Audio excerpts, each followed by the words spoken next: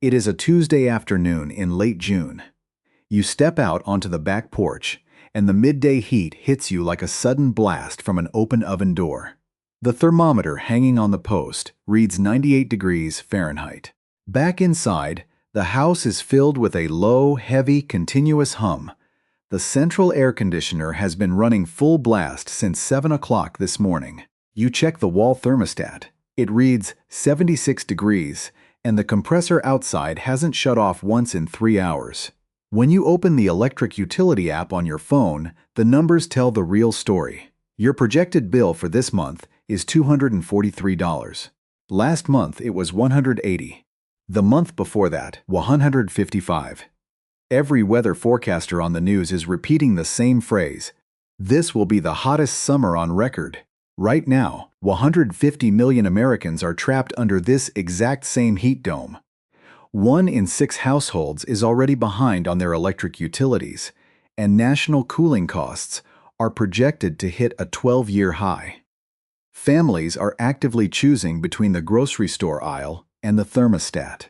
And that metal box outside your window, straining against the sun, is the single most expensive appliance you own. Stop and think about this. Why have we accepted the idea that staying safe and comfortable in our own homes must cost hundreds of dollars a month to a utility company?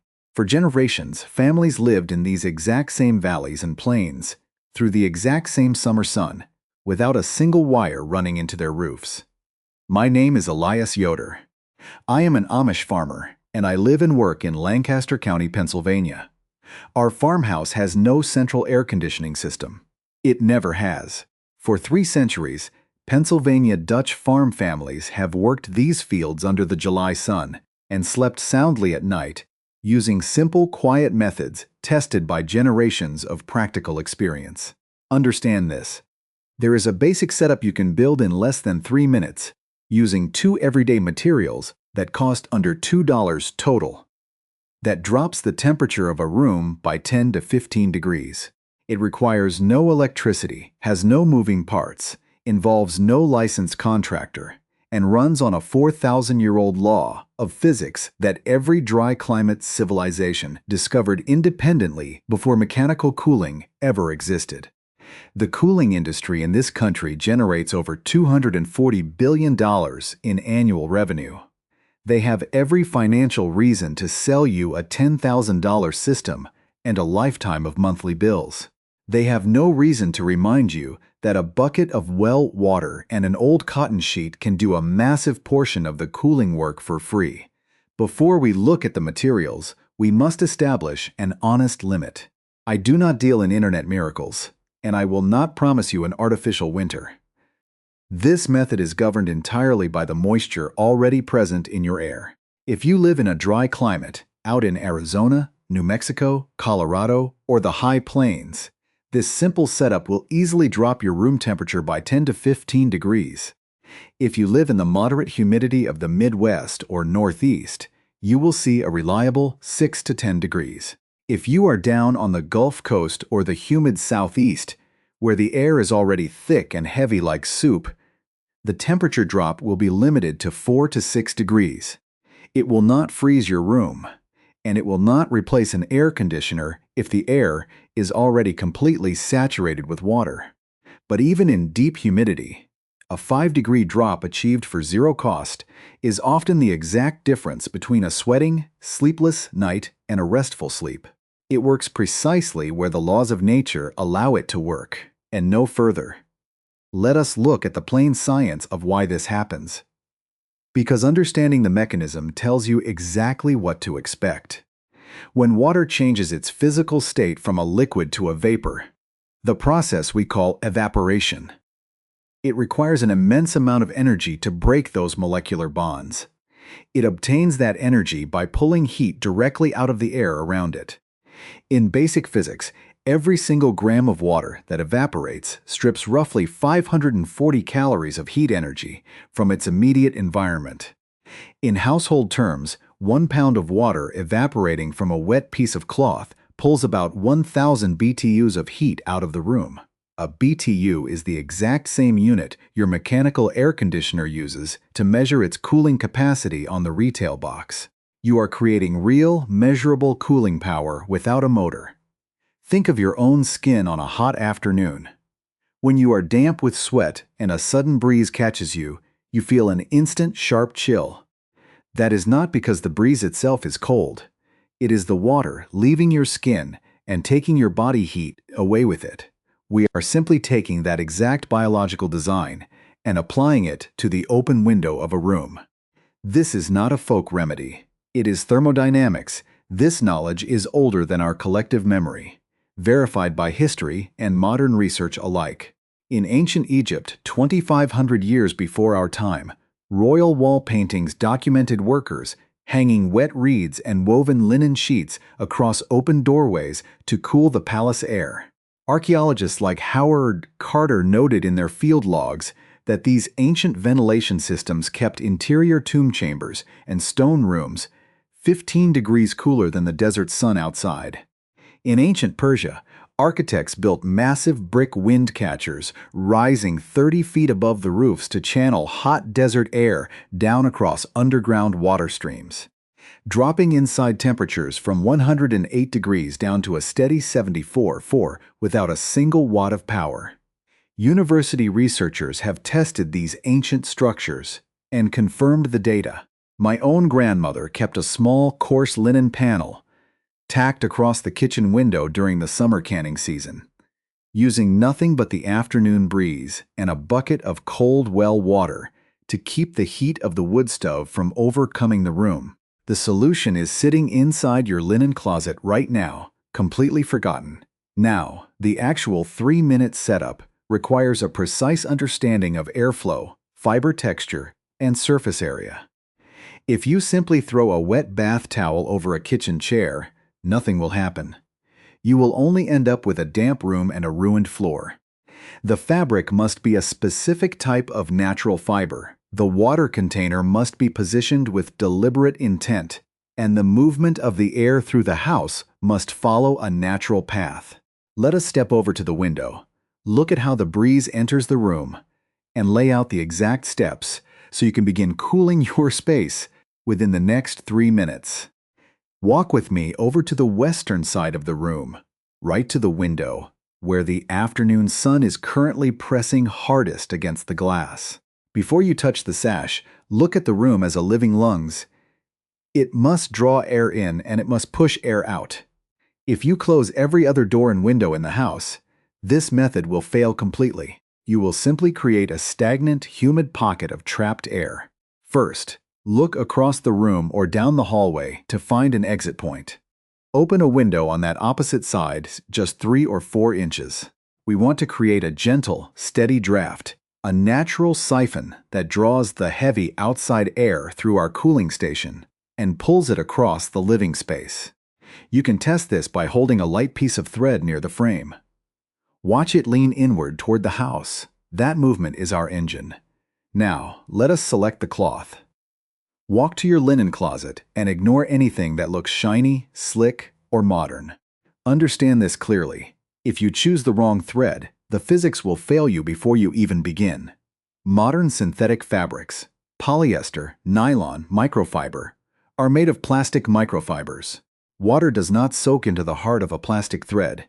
It merely sits on top of it in tight droplets, choking the air spaces. You need an old, bone-white cotton sheet or a pair of faded bath towels that have been washed so many times the fibers are relaxed, soft, and slightly frayed. Look at the weave against the light. It should look like a fine window screen, full of tiny open squares where air can pass, not a dense canvas wall. A well-worn cotton textile acts like a vast network of tiny rivers, holding water inside its cellular structure while leaving the air channels free. Next is the water and the vessel. Reach for a heavy, wide-mouthed container, a deep ceramic mixing bowl, a clean 5-gallon utility bucket, or an old galvanized wash basin. The vessel needs weight so it does not shift when the wet cloth is placed within it. Fill it with cold water. If you have a well, use the raw well water that carries the deep iron-cold chill of the earth, usually around 55 degrees. If you have tap water, let it run until it feels sharp against your skin. The water should be cold enough that when you plunge your hands into the bucket, the skin on your knuckles turns a faint, clean pink. If you have a handful of ice left from the morning, drop it in. This is not strictly necessary for the long-term evaporation, but for the first 40 minutes, it gives the system a sudden, heavy surge of refrigerating power that cools the immediate air down rapidly. Let us begin the assembly. Take your cotton sheet and submerge it entirely into the cold water. Work it with your hands, squeezing the fabric beneath the surface until every dry pocket is gone and the cloth turns a heavy, dark slate color, soaked through to its very core. Now pick up the sheet and perform the wringing with deliberate care. This is where most beginners ruin the process. If you wring the cloth until it is bone dry and merely damp to the touch, it will dry out in 15 minutes under the sun, and the cooling will cease. If you leave it sodden and streaming, it will pool on your wooden floors and block the incoming breeze entirely with a heavy wall of water. Wring it just enough so that the heavy running streams stop, but leave it heavy with moisture. It should hold what I call an honest dampness, a weight that feels cold and solid in your arms, dripping only a slow drop every few seconds. Step to the window frame. Take the top edge of the wet sheet and drape it securely over your curtain rod. Or use 3 small metal tacks to fix it directly to the wooden header of the window casing. Let the fabric hang perfectly flat, like a clean sail catching the wind. It must cover the entire open aperture of the lower window sash. Look closely at the sides. Ensure the fabric is stretched wide enough to meet the wooden trim, leaving no massive gaps where the uncooled hot air can bypass the wet cloth and leak into the room. Let the bottom tail of the sheet drop straight down. Now, place your heavy bowl of cold water directly on the windowsill or on the floor immediately beneath the hanging cloth, and tuck the bottom 2 inches of the wet sheet directly into the water reservoir. Stop and observe what you have just built. As the hot, dry breeze from the porch hits the outside face of the cloth, it is forced to travel through thousands of tiny, water-drenched tunnels in the cotton weave. The heat in that air immediately goes to work, turning the liquid water into invisible vapor, and in doing so, the air loses its sensible heat. Within 5 minutes, the very smell of the room will change. The heavy, stagnant odor of baked dust and dry drywall will give way to something completely different. A sharp, clean, earthy scent that resembles the air near a limestone creek bed after a sudden summer thundershower. If you place your hand 3 inches behind the sheet on the indoor side, you will feel a steady, cool river of air spilling downward over the sill, dropping toward the floorboards like a cold liquid. Let me warn you of a critical mistake that will turn this system against you. Many folks assume that if 1 wet sheet is good, 3 sheets bunched together must be better. They fold the towel 3 times and wedge it into the opening. Do not do this. A thick, wadded mass of wet terry cloth acts like a solid brick wall. It stops the breeze entirely, cutting off the cross ventilation. Without the moving air to carry the vapor away, the water stops evaporating, the temperature drop stalls, and you have simply trapped yourself in a hot room with a wet rag.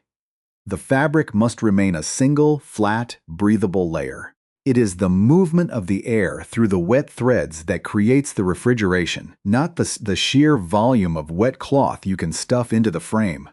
Now, let us assemble the stationary variant, the 2-pot terracotta cooler, for the corners of the house where the windows do not catch a direct breeze. Gather your 2 unglazed clay pots.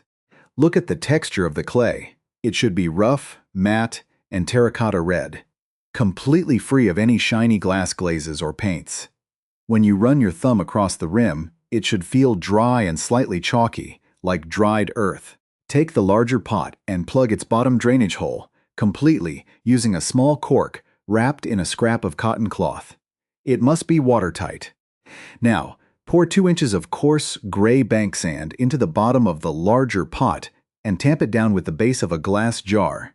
Until it forms a solid, level floor, Take the smaller clay pot and set it directly inside the larger one, centering it so an even 1-inch gap runs completely around the perimeter between the two clay walls.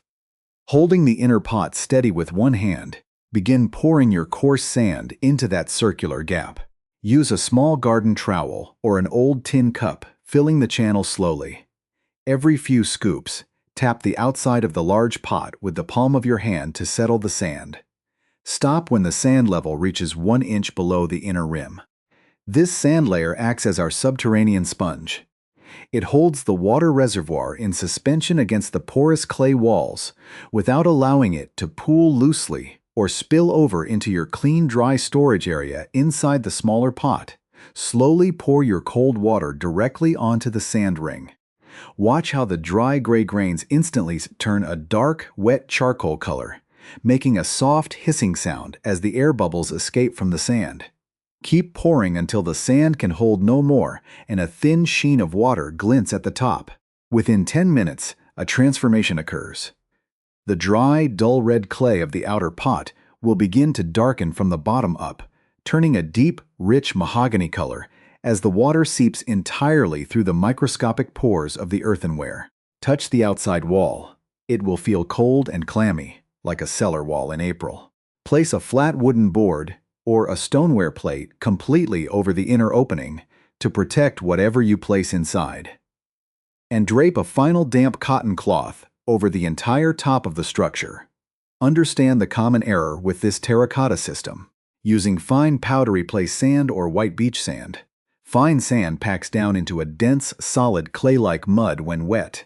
It chokes the movement of moisture and slows the evaporation down to a crawl. You need coarse, gritty sand, the kind that feels rough and sharp between your fingers, because the larger spaces between the grains allow the water to move freely toward the outer clay wall by capillary action, keeping the evaporation constant through the heat of the day. Your cooling stations are now fully prepared and operating. The sheets are drawing from their basins, and the terracotta walls are drawing from their saturated sand. The physics are set in motion. But these setups do not exist in isolation. They are designed to work alongside the structural rhythms of an old house that knows how to defend itself against the sun. We must now look at how to manage the house itself. The opening and closing of the structure, the movement of the shade, and the recovery of the deep earth temperatures that sit directly beneath your feet. Stop and think about what is actually happening inside those wet cotton threads while the afternoon sun beats down on your window frame. To the naked eye, it looks like nothing more than a wet piece of cloth, drying out in the breeze. But at the level of the unseen, a violent and beautiful exchange of energy is taking place. To truly master this method, you must understand the underlying science plainly. Because nature cannot be cheated by wishful thinking or internet folklore. If you know exactly why the water drops the temperature, you will know precisely when to rely on it and when to put your tools away. Let us look at water not as a liquid in a bucket, but as a vast community of tiny particles. In their liquid state, these water molecules are huddled close together, holding hands tightly. They are in constant, restless motion, but they do not have enough individual energy to break free from one another and leap into the air. To make that jump, to transform from a liquid into an invisible gas, they require a specific payment of energy. In science, this is called the latent heat of vaporization. But you can think of it simply as a toll or a tax that water levies on the surrounding atmosphere. When the hot air from your backyard passes through the damp spaces of the cotton sheet, the water molecules steal the necessary energy directly from that air. They rip the heat out of the breeze to break their own bonds and turn into vapor. When those high-energy water molecules lift off and float away into the room, they take that stolen heat with them, locked safely inside their new gaseous form. Because the heat has been absorbed and converted into latent energy, the air left behind is stripped of its warmth. It becomes physically heavier, denser, and significantly cooler. To understand this through a simple analogy from everyday life, imagine a crowded room full of restless, agitated people on a hot afternoon. If you suddenly open the doors and allow only the most energetic, fastest-moving people to sprint out of the building, the average energy level of the crowd left inside drops instantly. The room becomes instantly calmer and quieter. That is exactly what evaporation does to the air molecules in your living room. It allows the highest energy heat particles to escape within the water vapor, leaving a quieter, cooler atmosphere behind. But this natural law comes with an absolute, unbreakable boundary. Understand this clearly. The master of this entire process is not the water nor the sheet, but the amount of moisture already hanging in your local air. We measure this as relative humidity, and you can visualize the air outside your house as a giant invisible baseline sponge. If you live in the high deserts or dry plains of the American West, places like Arizona, Utah, Colorado, or West Texas, that invisible air sponge is almost completely dry. It is thirsty. The moment you present it with a wet cotton sheet, the dry air drinks the water up with incredible speed. Because the evaporation happens rapidly and aggressively, the tax on the heat is high, and the temperature drop inside your room will easily reach 10, 12, or even 15 degrees. In those dry climates, this 4,000-year-old physics works with the efficiency of a modern mechanical machine. However, if you live along the Gulf Coast, in the deep South, or during a heavy August humidity wave in the mid-Atlantic, the environment is entirely different. In those regions, the invisible air sponge is already dripping wet. It is already holding 90% of the moisture it can physically carry. When the heavy, damp outside breeze hits your wet window sheet, the air cannot accept any more water molecules. The evaporation stalls. Because the water cannot transform into vapor, it cannot levy its heat tax on the air. The process grinds to a halt. Let us state the honest numbers plainly, without any exaggeration. If your backyard thermometer reads 95 degrees Fahrenheit and the relative humidity is a dry 15%, this method can drop the air coming through your window down to a beautiful 73 degrees.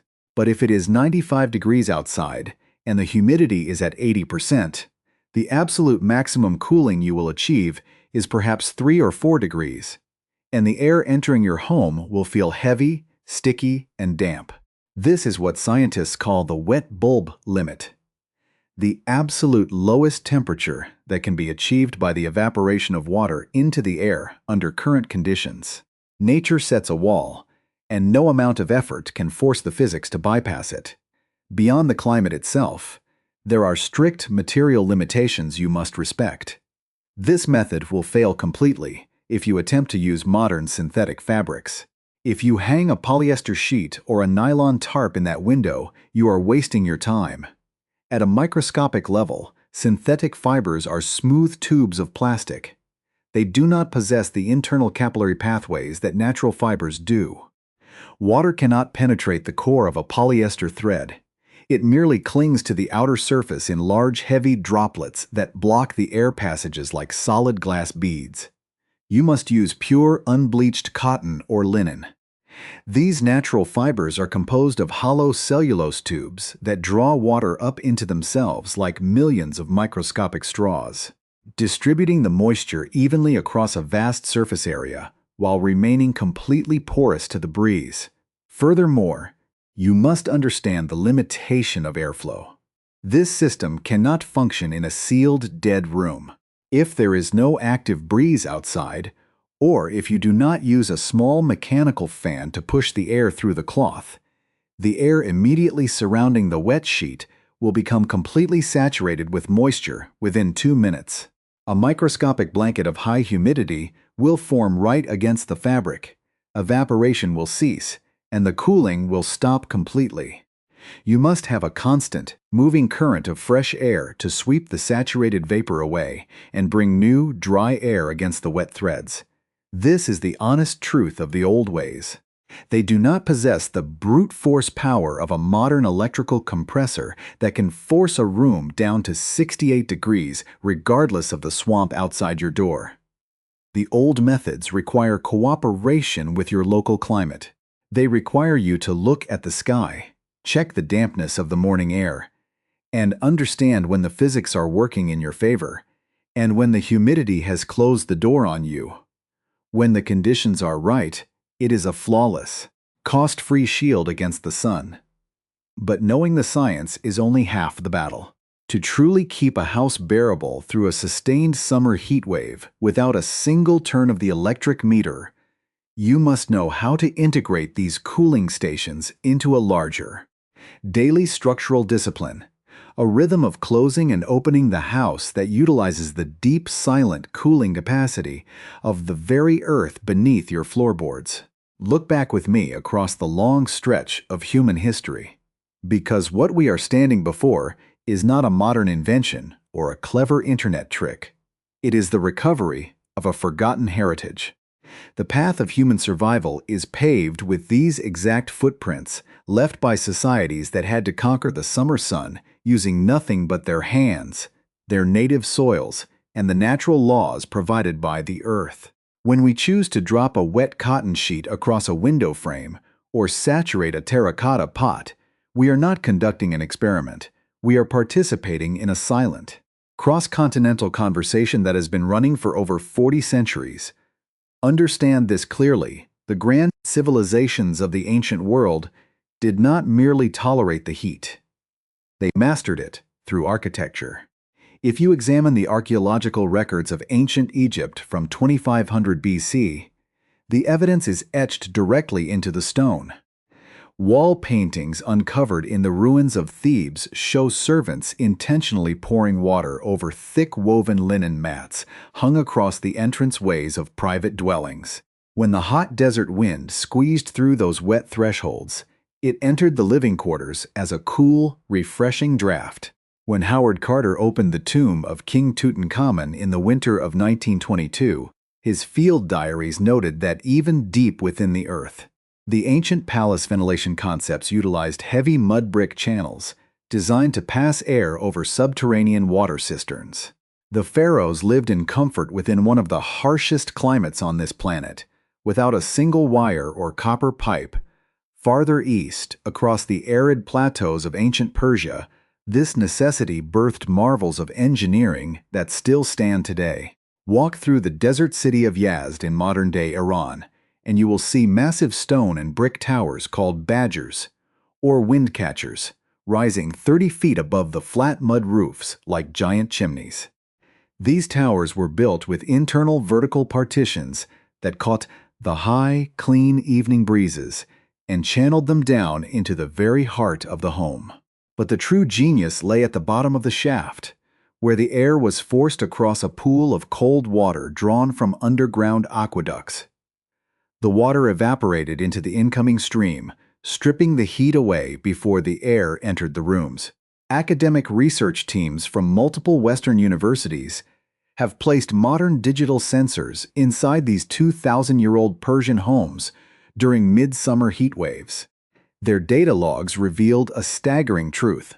While the outside air outside reached a blistering 108 degrees Fahrenheit, the interior living spaces remained at a steady, comfortable 74 degrees. It was a 34-degree cooling difference maintained entirely by gravity, wind, and the simple evaporation of water. In the 16th century, during the height of the Mughal Empire in India, Emperor Akbar constructed his magnificent summer palace at Fatehpur Sikri. To combat the fierce northern Indian summers that regularly pushed temperatures past 115 degrees, the builders installed screens woven from the roots of a native desert grass called kus. Servants patrolled the courtyards with goatskin bladders, continuously soaking these grass screens throughout the long afternoon hours. The incoming air passing through the kus mats did not just drop 20 degrees in temperature, it filled the grand marble halls with a heavy, sweet, earthy fragrance that masked the dust of the dry plains outside. When my own ancestors arrived in Lancaster County, Pennsylvania, in the early 1700s, they brought these identical principles with them, adapted to the timber and stone of the New World. The old Pennsylvania Dutch farmwives did not have textbooks on thermodynamics, but they possessed a profound quiet understanding of natural rhythms. They built their stone farmhouses with thick, 2-foot wide walls that acted as thermal shields, and they established the strict routine of the night-cool, day-seal rhythm.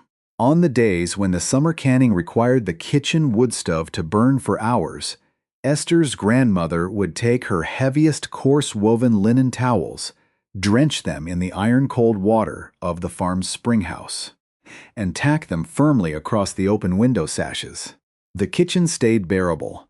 The milk did not sour on the counter, and the work of providing for the winter went on uninterrupted.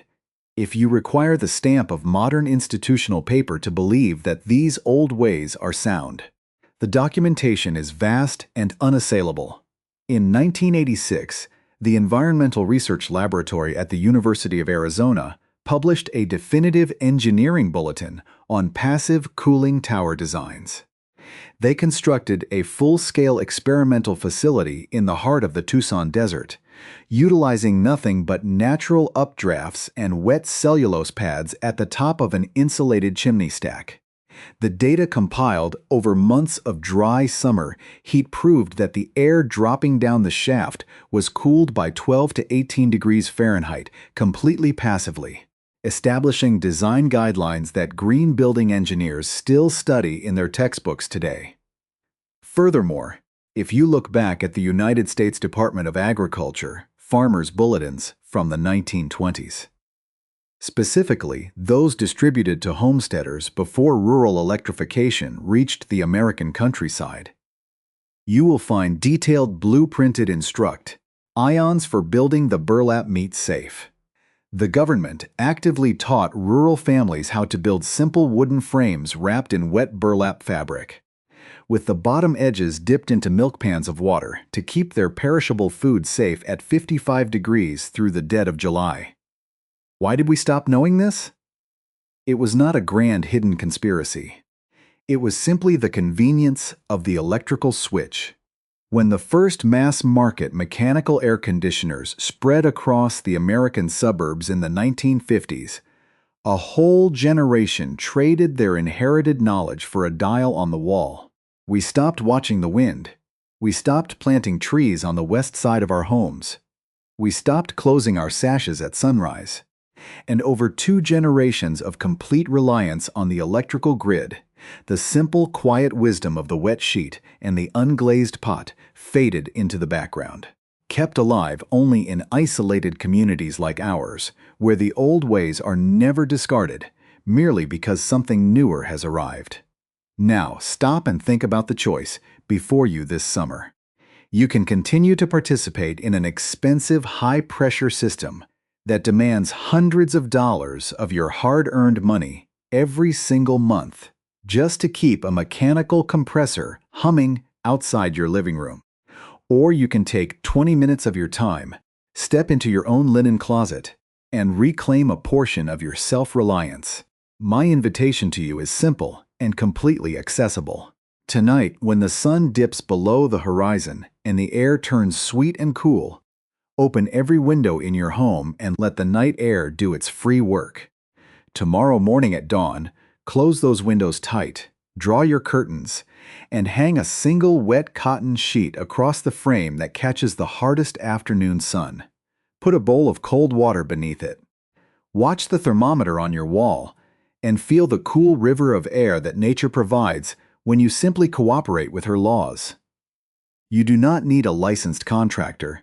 You do not need a monthly subscription, and you do not need a large bank account. The chemistry has not changed once in 4,000 years. The Egyptian builders relied on it, the Persian engineers perfected it, and our grandmothers used it to keep their homes peaceful. It is sitting in your house right now, waiting for you to remember it. Turn the dial down, open the sash, and step back into the old, careful rhythm that has always known how to keep a home cool for free.